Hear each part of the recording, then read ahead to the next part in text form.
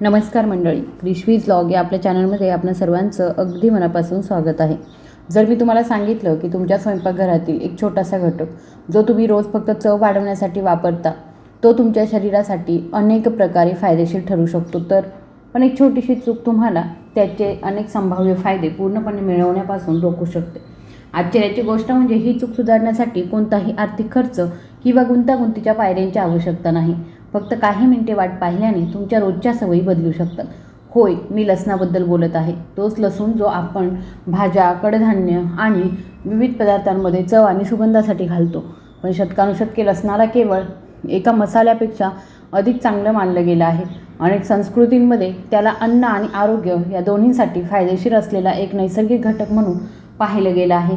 आजच्या काळामध्ये जेव्हा लोक छोट्या छोट्या सवयींद्वारे आपलं आरोग्य सुधारण्याचा मार्ग शोधत आहेत, तेव्हा लसूण हा एक असा पदार्थ आहे ज्यावर शास्त्रज्ञ सतत अभ्यास करत आहेत. त्यात असलेल्या काही नैसर्गिक संयुगांवर असंख्य अभ्यास केले गेले आहेत जेणेकरून त्यांचे संभाव्य आरोग्य फायदे समजून घेता येतील. पण प्रश्न असा आहे की लसणामध्ये असं काय विशेष आहे आणि असं का म्हटलं जातं की ते खाण्याची पद्धत बदलल्यास त्याचे परिणाम बदलू शकतात? याचं उत्तर लसणामध्ये असलेल्या ॲलिसिन नावाच्या एका अद्वितीय नैसर्गिक संयुगामध्ये दडलेलं आहे. जेव्हा लसणाची पाकळी अख्खी असते तेव्हा त्यात ॲलिसिन सक्रिय स्वरूपामध्ये नसतं, पण जसं तुम्ही ती चिरता, ठेचता किंवा बारीक करता तसं तिच्या आत एक रासायनिक प्रक्रिया सुरू होते आणि ॲलिसिन तयार होऊ लागतं. हेच ते संयुग आहे जे लसणाच्या तीव्र वासासाठी आणि तिखट चवीसाठी जबाबदार असल्याचं मानलं जातं. पण इथेच बहुतेक लोक एक सामान्य चूक करतात. आपण काय करतो, आपण लसूण चिरतो आणि लगेच तो गरम तेलामध्ये टाकून शिजायला सुरुवात करतो. त्याची चव तर छान लागते, पण प्रश्न असा आहे की आपल्याला लसणाच्या सक्रिय संयुगांचे पूर्ण फायदे मिळतात का? इथेच एक सोपी पद्धत जी अनेक लोकांना माहीत नाही, जो 5 मिनिटांचा नियम म्हणून माहीत आहे. लसूण चिरल्यानंतर किंवा ठेचल्यानंतर तो लगेच शिजवण्याऐवजी काही मिनिटे उघडा ठेवा. यामुळे त्यात लसणातील नैसर्गिक प्रक्रिया पूर्ण होण्यास मदत होते. केवळ काही मिनिटांचा हा फरक तुमची दैनंदिन दिनचर्या थोडी अधिक चांगली बनवू शकतो. आता तुम्ही आधीपासून खात असलेल्या एखाद्या गोष्टीचा विचार करा. जर तिचा योग्य वापर केला तर तुमच्या आरोग्याच्या दृष्टीने हे एक छोटं पण उपयुक्त पाऊल नक्कीच ठरू शकतं. लसणाचा इतिहासही खूप मनोरंजक आहे. हजारो वर्षांपासून विविध संस्कृतींद्वारे त्याचा वापर केला जात आहे. प्राचीन इजिप्तमध्ये सुद्धा लसणाला महत्त्वाचं मानलं जात आहे. असं मानलं जातं की कष्टकरी लोकांची ऊर्जा आणि शक्ती टिकवून ठेवण्यासाठी त्यांच्या आहारामध्ये लसणाचा समावेश केला जात असे. ग्रीस आणि रोममध्ये सुद्धा लसणाचा वापर अन्न आणि पारंपरिक उपचारांमध्ये केला जात असे. त्या काळामध्ये आधुनिक वैद्यकशास्त्र उपलब्ध नव्हतं, त्यामुळे लोक निसर्गात आढळणाऱ्या गोष्टींवर अधिक अवलंबून होते. तथापि आज विज्ञान आपल्याला हे समजण्यास मदत करतं की कोणताही पदार्थ हा एक चमत्कारिक इलाज नाही, परंतु काही गोष्टी निरोगी जीवनशैलीचा भाग म्हणून आपल्या शरीराला अधिक चांगल्या प्रकारे कार्य करण्यास मदत करू शकतात आणि लसूण ही त्यापैकीच एक गोष्ट आहे. आता लसणाच्या संदर्भात सर्वाधिक चर्चिल्या जाणाऱ्या शरीराच्या भागाबद्दल बोलूया. आपलं हृदय हे आपल्या शरीराचं इंजिन आहे. ते रात्रंदिवस न थकता काम करतं. तथापि आधुनिक जीवनशैली, ताणतणाव, कमी शारीरिक हालचाल आणि अस्वास्थ्यकारक खाण्याच्या सवयींमुळे हृदयाचं आरोग्य ही एक मोठी चिंतेची बाब बनली आहे. काही अभ्यासानुसार लसणाच्या नियमित सेवनाने रक्तदाब आणि कोलेस्ट्रॉल यांसारख्या विशिष्ट आरोग्य निर्देशकांवर सकारात्मक परिणाम होऊ शकतो. लसणामधील काही विशिष्ट संयुगे शरीरातील रक्तवाहिन्यांच्या सामान्य कार्याला मदत करू शकतात. जेव्हा रक्तप्रवाह सुधारतो तेव्हा हृदयावरील ताण कमी होण्यास मदत होऊ शकते. शिवाय काही संशोधनानुसार लसूण वाईट कोलेस्ट्रॉलची पातळी नियंत्रित ठेवण्यास मदत करू शकतो. तथापि हे लक्षात ठेवणं महत्त्वाचं आहे की केवळ लसूण खाल्ल्याने हृदयरोगाचा धोका नाहीसा होत नाही. निरोगी आहार, व्यायाम आणि निरोगी जीवनशैली नेहमीच महत्त्वाची भूमिका बजावतात. पण लसणाची गोष्ट फक्त हृदयापुरती मर्यादित नाही. आता शरीराच्या आणखी एका महत्त्वाच्या पैलूविषयी बोलूया, तो म्हणजे दाह. आपल्या शरीरामध्ये थोड्या प्रमाणामध्ये दाह होणं ही एक सामान्य घटना आहे. जेव्हा आपल्याला दुखापत होते किंवा मग आपण संसर्गाशी लढतो तेव्हा दाह हा आपल्या संरक्षण प्रणालीचा एक भाग असतो. तथापि दीर्घकाळ टिकणारा दाह ही एक सामान्य घटना आहे. जेव्हा आपल्याला दुखापत होते किंवा मग आपण संसर्गाशी लढतो तेव्हा दाह हा आपल्या संरक्षण प्रणालीचा एक भाग असतो. तथापि दीर्घकाळ टिकणारा दाह समस्या निर्माण करू शकतो. लसणामधील काही नैसर्गिक संयुगांमध्ये दाह विरोधी गुणधर्म असल्याचं दिसून आलं आहे. म्हणूनच अनेक लोक त्याचा आपल्या रोजच्या आहारामध्ये समावेश करतात. संतुलित आहारामध्ये अशा पदार्थांचा समावेश करणं फायदेशीर ठरू शकतं, विशेषतः वाढत्या वयामध्ये जेव्हा सांधे आणि शरीराची बरे होण्याची क्षमता कमी होऊ लागते. आता कल्पना करा की लसणाची एक पाकळी, लहान पाकळी शरीराच्या वेगवेगळ्या भागांशी कशी जोडली जाऊ शकते. पण सर्वात मनोरंजक गोष्ट अजून बाकी आहे, कारण आपण शिकणार आहोत की लसूण आपल्या शरीरातील त्या अवयवाला कशी मदत करू शकतो जो दररोज आपल्या शरीरातील हानिकारक पदार्थांवरती प्रक्रिया करतो. आपण यकृताबद्दल बोलणार आहोत, हे देखील आपण समजून घेऊ. पण त्याआधी आणखी एक महत्त्वाचा मुद्दा समजून घेणं अत्यावश्यक आहे. कोणताही नैसर्गिक उत्पादनाबाबत आपण करत असलेली सर्वात मोठी चूक ही आहे की आपण त्याला चमत्कार समजतो. लसूण ही काही जादूची गोळी नाही, तो कोणताही आजार थेट बरा करत नाही. पण योग्य प्रमाणामध्ये, योग्य पद्धतीने आणि संतुलित जीवनशैलीसोबत वापरल्यास तो आपलं आरोग्य राखण्यात उपयुक्त भूमिका बजावू शकतो. म्हणूनच छोट्या सवयी महत्त्वाच्या ठरतात. आरोग्य नेहमी मोठ्या बदलांमधून मिळत नाही. कधीकधी छोट्या रोजच्या सवयीच दीर्घकाळामध्ये मोठा फरक घडवतात आणि लसणाच्या बाबतीत ती छोटी सवय म्हणजे त्याचा योग्य वापर करणं. लसणाची शक्ती केवळ त्याच्या चवीतच नाही तर त्यात असलेल्या नैसर्गिक घटकांमध्येही आहे. मागे व्हिडिओमध्ये आपण शिकलो की लसूण चिरल्यानंतर काही मिनिटे थांबल्याने त्यातील सक्रिय घटकांना तयार होण्यासाठी वेळ कसा मिळतो आणि याचा संबंध हृदय व शरीरातील दाह यांसारख्या प्रक्रियांशी कसा असू शकतो. पण आता प्रश्न असा आहे की याचा शरीराच्या उर्वरित भागावरती काय परिणाम होऊ शकतो. चला त्या अवयवांपासून सुरुवात करूया जो दररोज आपल्यासाठी अथकपणे काम करतो, तरीही आपण अनेकदा त्याच्या देखभालीकडे दुर्लक्ष करतो. आपण यकृताबद्दल बोलत आहोत. यकृताला शरीराचं नैसर्गिक कारणीयंत्र मानलं जातं. ते आपल्या शरीरातील विविध पदार्थांवरती प्रक्रिया करतं, ऊर्जेचं नियमन करतं आणि शरीरातील अनेक महत्त्वाच्या प्रक्रियांचं समर्थन करतं. आजच्या जीवनशैलीमध्ये प्रदूषण, संतुलित आहार, ताण आणि विविध बाह्य घटक शरीरावर अतिरिक्त ताण टाकू शकतात. त्यामुळे प्रत्येकाला आपलं यकृत व्यवस्थित कार्य करावं असं वाटतं. लसणामधील सल्फर संयुगावर वैज्ञानिक अभ्यास करण्यात आले आहेत, ज्यावरून असं दिसून येत आहे की ते शरीराच्या काही नैसर्गिक विषहरण प्रक्रियांना मदत करू शकतात. जेव्हा आपण डिटॉक्स हा शब्द ऐकतो तेव्हा आपल्याला अनेकदा असं वाटतं की ही शरीराला स्वच्छ करणारी एक जादुई प्रक्रिया आहे. पण प्रत्यक्षात आपलं शरीर आधीच एका मजबूत प्रणालीसह कार्य करतं.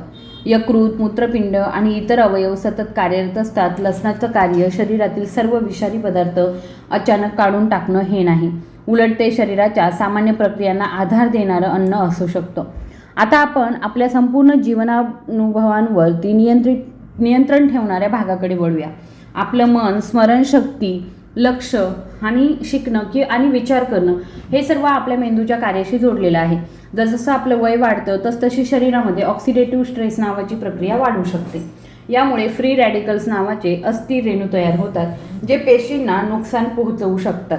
अनेक अभ्यासांमध्ये लसणाच्या अँटीऑक्सिडंट गुणधर्मांचा अभ्यास केला गेला आहे. हे गुणधर्म शरीरातील पेशींना ऑक्सिडेटिव्ह ताणापासून वाचवण्यास मदत करू शकतात. काही वैज्ञानिक अभ्यासांनीही असं दाखवलं आहे की लसणासारखे अँटीऑक्सिडंट समृद्ध पदार्थ दीर्घकाळ मेंदूचं आरोग्य राखण्यात भूमिका बजावू शकतात. विचार करा की लसणाची एक पाकळी केवळ अन्नाची चवच वाढवत नाही, तर ती आपल्या शरीराच्या अंतर्गत संरक्षण प्रणालीशी देखील जोडली जाऊ शकते. पण आता आपण अशा गोष्टीकडे वळूया ज्याची आज जवळजवळ प्रत्येकाला गरज आहे.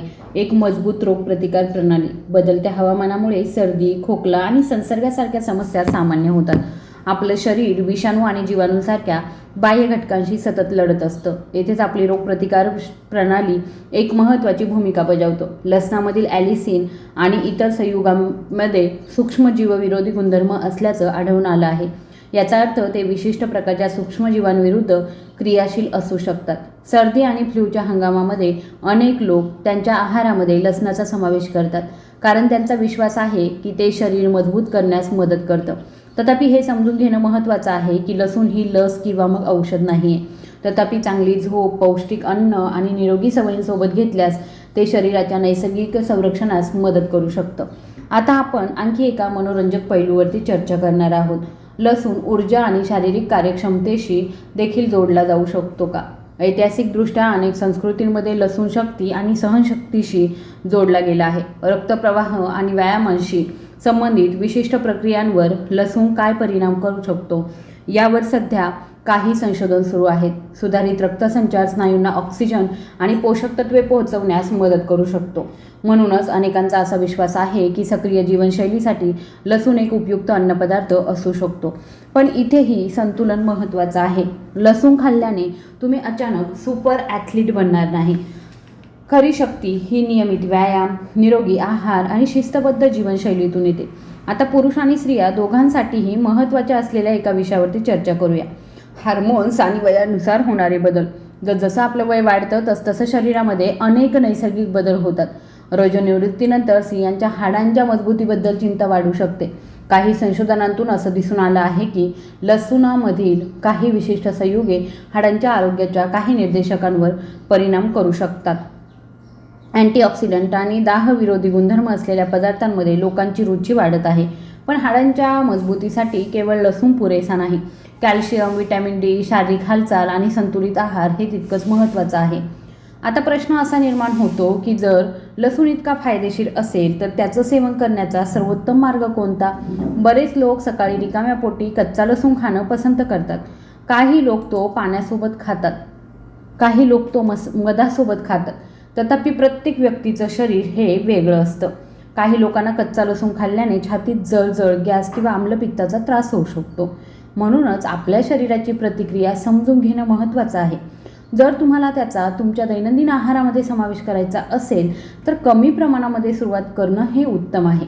सर्वात सामान्य पद्धत म्हणजे लसणाच्या 1 किंवा 2 पाकळ्या घेऊन त्या चिरून किंवा ठेचून काही मिनिटे थांबून नंतर जेवणासोबत किंवा इच्छेनुसार त्याचं सेवन करणं.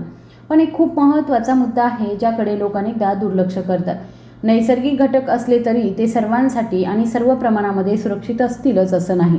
जर कोणी रक्त पातळ करणारी औषधं घेत असेल, शस्त्रक्रिया होणार असेल किंवा त्यांना कोणताही ज्ञात आरोग्यविषयक आजार असेल तर नियमितपणे मोठ्या प्रमाणामध्ये कच्चा लसूण खाण्यापूर्वी डॉक्टरांचा सल्ला घेणं महत्त्वाचं आहे. आरोग्यामध्ये संतुलन ही सर्वात महत्त्वाची गोष्ट आहे. आतापर्यंत आपण शिकलो की लसूण हृदय, यकृत, मेंदू, रोगप्रतिकारशक्ती आणि शरीराच्या एकूण ऊर्जेशी कसा जोडला जाऊ शकतो. पण विचारात घेण्यासारखा आणखी एक महत्त्वाचा भाग शिल्लक आहे. कारण लसूण फायदेशीर ठरू शकतो हे केवळ जाणून घेणं पुरेसं नाही. लसूण खाताना लोक कोणत्या चुका करतात आणि त्याचं योग्य प्रमाण काय आहे आणि त्याचे फायदे मिळावेत समस्या नाही हे समजून घेणं देखील तितकंच महत्त्वाचं आहे.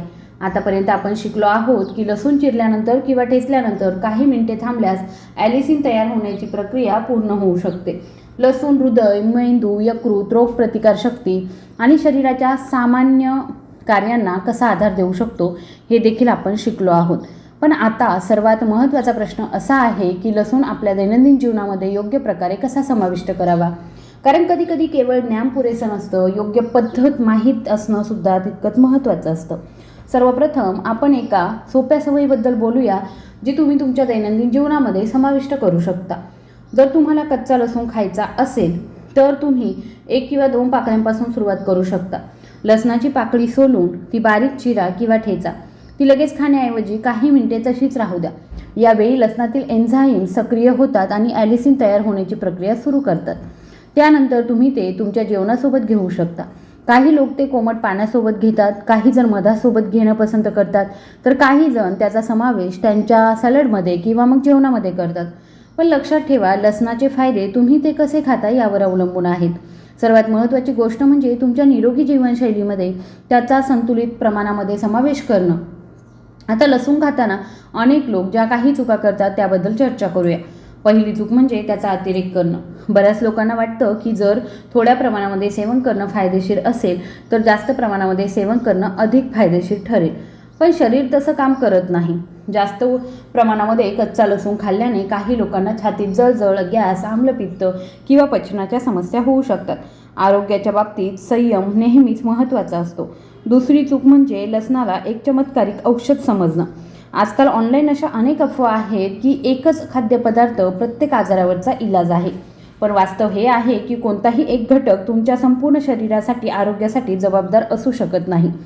लसूण हा निरोगी आहाराचा एक भाग असू शकतो, पण चांगल्या आरोग्यासाठी अनेक गोष्टींची आवश्यकता असते. योग्य आहार, नियमित शारीरिक हालचाल, पुरेशी झोप, तणावाचं व्यवस्थापन आणि नियमित आरोग्य तपासणी हे घटक एकत्रितपणे तुमचं शरीर मजबूत करतात. आता आपण एका अत्यंत महत्त्वाच्या खबरदारीबद्दल चर्चा करूया. जर तुम्ही रक्त पातळ करणारी औषधे घेत असाल, जसं की काही लोक ॲस्पिरिन किंवा वॉरफेरिन घेतात, तर मोठ्या प्रमाणामध्ये कच्चा लसूण खाण्यापूर्वी डॉक्टरांचा सल्ला घेणं महत्त्वाचं आहे. लसणाचा रक्त गोठण्यावरही काही परिणाम होऊ शकतो.